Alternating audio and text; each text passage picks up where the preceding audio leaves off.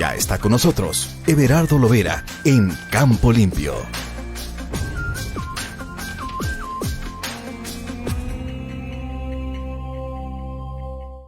Como cada jueves, hacemos contacto vía telefónica hasta Atlacomulco, donde vive, con el ingeniero Alejandro Everardo Lovera, a quien me da mucho gusto saludar. ¿Cómo está? Buenos días.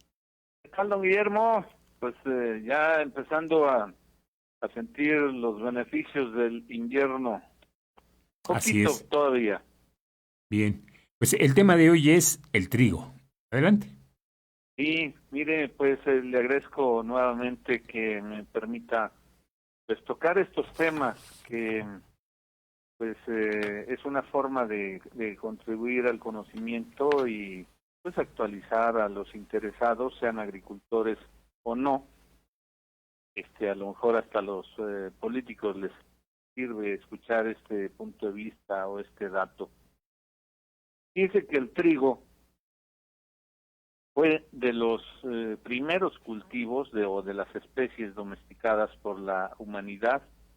Su origen pues es asiático, es de la Mesopotamia, toda el área de Turquía, y hoy en día, después de que fue el cultivo más importante, la especie cultivada más importante, fue desplazado por el maíz. Entonces, aunque se siembran más hectáreas de trigo que maíz, pero se cosecha más maíz que trigo en el mundo. Entonces, en una producción global de 780 millones de toneladas, y de eso el 80% se dedica al consumo humano y el 20% al consumo pecuario, a diversas especies de ganado. En el caso de México, con datos lo más recientes que encontramos del 2021, ocupa una superficie pequeña, digo pequeña, 561,000 hectáreas, un poquito más de medio millón de hectáreas, y la producción es de 3 millones de hectáreas, y de estas 3 millones, de toneladas, son 60% de trigo panificable y 40% de trigo duro o cristalizado o cristalino, que va a las pastas. Y fíjese nada más, en trigo para las pastas se exportan 615,000 toneladas, pero importamos 4,5 millones de trigo para pan, el panificable.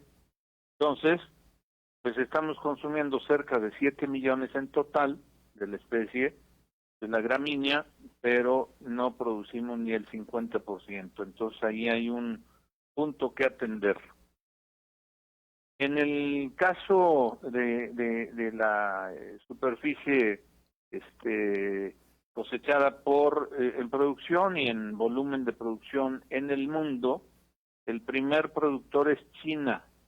China produce 134 millones de toneladas. Y la Unión Europea o todos los países de Europa, 126 millones. Es decir, todos esos países en conjunto estarían en segundo lugar. La India está en tercer lugar con 108 millones de toneladas. Luego sigue Rusia con 85 millones. Estados Unidos en el quinto lugar con 50 millones de toneladas de trigo. Y México, estamos en el lugar 23, para que tengamos la ubicación con esos 3 millones de toneladas de trigo. En relación a cómo se consume y cómo se compra y se vende, los países exportadores, en primer lugar está Rusia, en segundo lugar la Unión Europea, en tercer lugar Estados Unidos, cuarto lugar Canadá, quinto lugar Australia. Esos son los exportadores. ¿Y a dónde va ese trigo? ¿Quién compra ese trigo?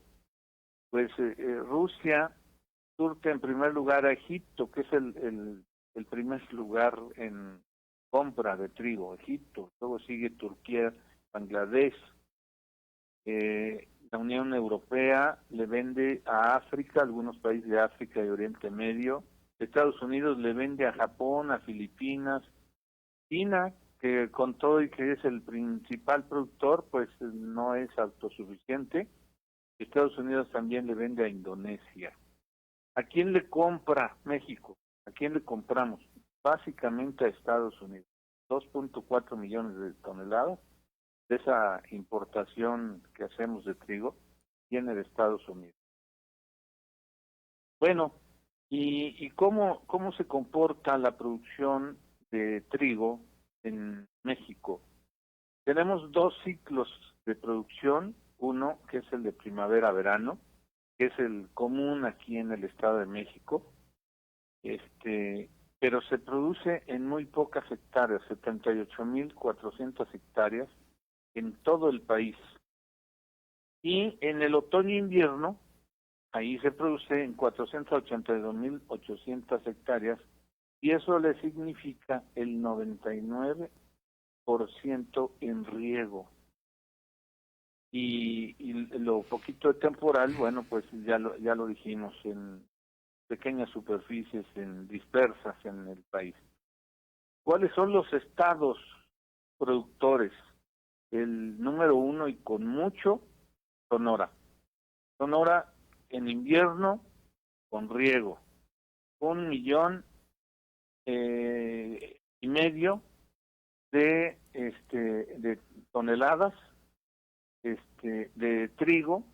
Luego en segundo lugar estaría Guanajuato con 400,000 toneladas, luego en tercer lugar Baja California 220,000, Sinaloa 240,000, Michoacán con 190,000 y el Estado de México en un casi 20º lugar, porque pues fuimos hace 50 años el Estado de México y en especial Lerma y toda esa parte, donde era parte Toluca, Metepec, Calimaya, Temoaya y hasta acá nosotros, Tlahuaca, Tlacomulco, había una muy buena producción de trigo y era muy buen trigo. ¿Por qué dejamos de sembrar trigo en el Estado de México? Por dos razones. La falta de maquinaria para la cosecha, la escasez de mano de obra o el alto costo, y la incidencia de enfermedades fungosas, las royas de la hoja, las royas del tallo, o las plagas como el pulgón. Todo eso en su momento contribuyó para que se dejara de sembrar trigo en el Estado de México. Pero bueno, ¿cuáles son los rendimientos? Los mejores rendimientos los tiene Sonora también. Muy, pero muy competitivos, con los mejores productores del mundo, que son los chinos, la Unión Europea. Es más, nosotros tenemos en Sonora mejores rendimientos que Ucrania y que Rusia. Es decir, en trigo, esos rendimientos son altamente competitivos con los mejores del mundo. Entonces, tanto Sonora, Baja California y Sinaloa tienen los mejores rendimientos por hectárea.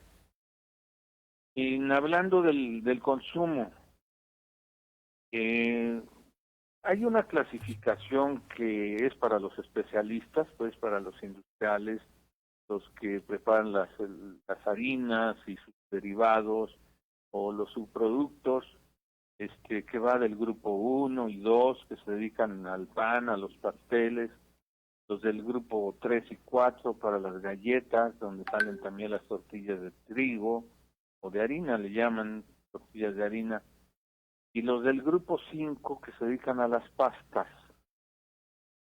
Hay una organización que agrupa pues a los industriales, que se llaman Canimalt, que es la Cámara Nacional de la Industria de los Molinos, de los molineros de trigo, Canimalt.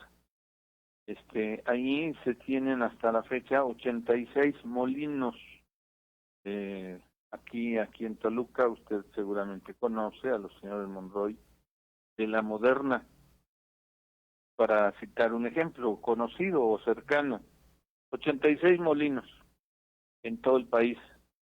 De ellos se dedican o se producen, el 75% va para las harinas y las sémolas y el 25% es para el salvado, que es un muy buen forraje o un buen concentrado para varias especies de ganado.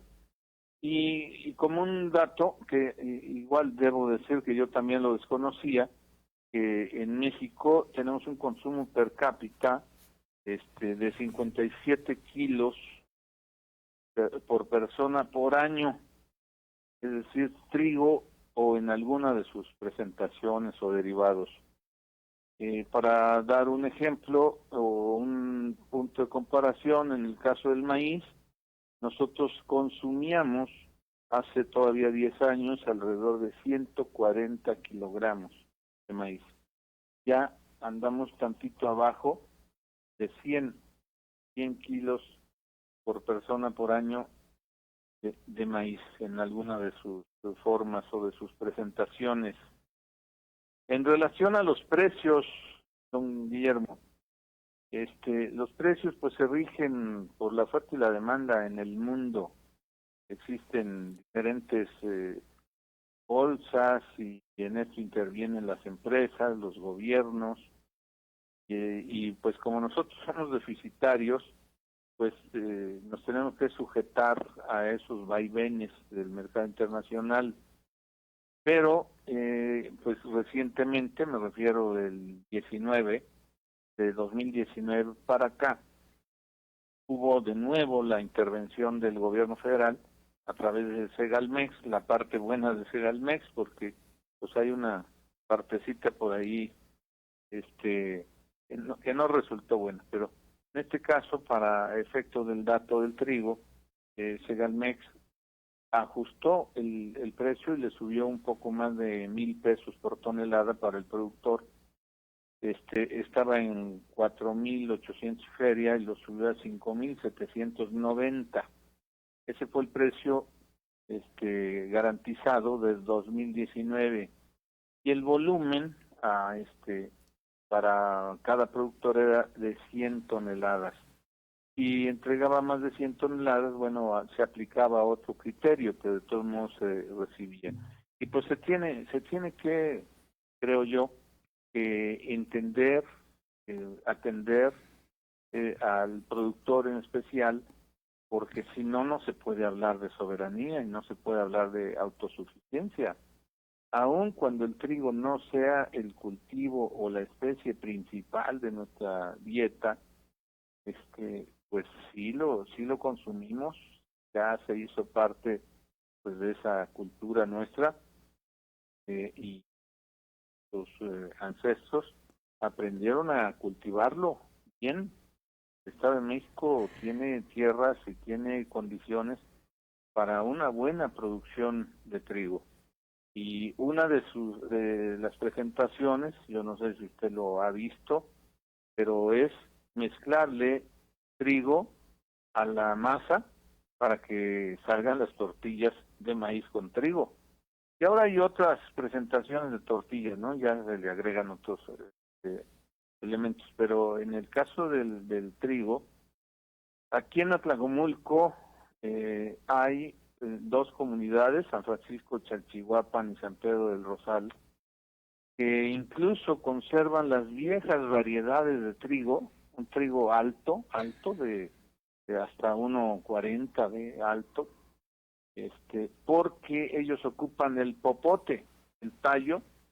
Una vez que se hace zarazo, el trigo se corta, se aprovecha el grano y ese tallo, ese popote, se hacen artesanías, que no, ahora se puede decir artesanías, pero en realidad son utensilios, entre ellos los sombreros, utensilios como chiquicuites, como servilleteros, y ahora se hacen una especie de figuras o de juguetes, pero se metió el trigo, la parte cultural de algunas comunidades y todavía se conserva. Esos trigos tienen un problema para en el proceso de producción, es que se con el viento, por ser tan alto, el tallo se cae. Y los trigos modernos pues ya son chaparritos y toleran una mayor densidad de población. Entonces, estaba yo hablando de los precios. Tiene en este momento la referencia del gobierno federal en el precio de garantía de 6,900 pesos por tonelada, y se le acepta al productor hasta 8, que tenga hasta 8 hectáreas. Y doy esta cifra porque todavía no se ha anunciado, yo no lo he escuchado, no tengo el dato, tal vez porque el Estado de México tiene muy poquita producción y no requiere el apoyo estrictamente de una institución gubernamental, porque el consumo es local y llega a alcanzar hasta 14 pesos. Es decir, el precio, ¿cómo se dice?, entre productor y consumidor, pues es bueno, es mejor que lo que ofrece el gobierno, porque hay una alta demanda de ese trigo que se agrega al maíz. ¿Dónde lo puede uno encontrar? Pues en los molinos de chiles, donde se hacen las harinas para los tamales, donde se venden pues el maíz cacahuacincle para el pozole. Ahí se encuentra el trigo. Por último quisiera decir algo de propuestas. El Centro Internacional de Mejoramiento de Maíz y Trigo, el CIMIT, se ubicó hace 60 y tantos años en el Estado de México, ahí está en Texcoco. Y aquí en San Gaspar, pues a un ladito, bueno, ya se lo está comiendo la zona urbana de Metepec, ahí está en la superintendencia o una de las sedes de el CIMIT, en donde se han hecho trabajos muy relevantes para México y para el mundo, y tan relevantes que allí trabajó por varios años el doctor Norman Borlaug, el Premio Nobel de la Paz, por sus aportaciones con los trigos mexicanos. Él hacía trabajos en primavera-verano, aquí en Toluca, Metepec, y en Obregón, Sonora, Hermosillo, en toda la zona triguera más importante de México, en invierno. Entonces, duplicaba el avance o reducía los tiempos. En un solo año, un año civil, pues él estaba entregando dobles resultados. Y hoy en día se logra 3 ciclos por año, porque ahora hacen trabajos en invernadero. Entonces, ya con ambiente controlado se pueden simular ciertas condiciones y los científicos están trabajando para agilizar, dar mejores resultados en variedades de trigo que sean más rendidoras, más resistentes a las enfermedades y pues con mayor beneficio. La carrera por producir más alimentos así lo exige. Entonces, termino pues anunciando, si es que estas instituciones como el CIMIC, como el ICAMEX, como el INIFAP, que deben coordinarse, bueno, pues que le apuren para que nos den más opciones a los agricultores, porque el trigo tiene una ventaja sobre el maíz. En años secos como el actual, el trigo es más corto en su ciclo vegetativo, de casi 2 meses. Es decir, cuando el maíz se tiene que sembrar desde la última semana de marzo y todo abril, el trigo se siembra en junio. Y no se puede, pues todavía un poquito de unos días de julio. Y para cosecharlo o un poco antes que el maíz, es decir, el trigo lo vamos a cosechar ya en los próximos días, en noviembre, cuando el grueso de la cosecha de maíz será diciembre. Entonces, también se permite o se presta a esta especie para hacer un cambio de cultivos que se le llama rotación. ¿Qué es eso? Pues que para no estar repitiendo el monocultivo y tener problemas de hierbas o de plagas, enfermedades, pues vamos cambiando. Este año siembro maíz, al siguiente trigo. Pero si se puede con alguna leguminosa, pues lo vamos a hacer con mayor ventaja para recuperar la fertilidad natural de los suelos. Y un atractivo ahora es que se está obteniendo mejor utilidad, mejor precio para el productor. ¿Cómo ves, don Guillermo? Pues muy interesante y sobre todo, ¿qué va a pasar con Ucrania? ¿No es nuestro principal surtidor de trigo? Pues no, pero influye en el balance del mercado internacional. Pues ahora con la globalización, pues todos estamos a expensas, bueno, de lo bueno y de lo malo, ¿no? Porque si fuera petróleo y baja el petróleo, bueno, pues se acomodan las cosas. Y en este caso es un alimento principal como es el trigo para el mundo, para algunos es más importante que para nosotros, ¿no? Nosotros podríamos sobrevivir sin trigo, pero hay otros países o culturas que pues de ello viven, ¿no? O es su principal alimento. Entonces, sí nos afecta. Aunque no le estemos comprando directamente el trigo de Ucrania, pues le compramos fertilizante. Entonces, pues si no es por un lado, es por otro. Bueno, pues le agradezco mucho. Pues a usted, como siempre, don Guillermo, buen día. Gracias igualmente. Gracias al ingeniero Everardo Lovera. Hacemos una pausa.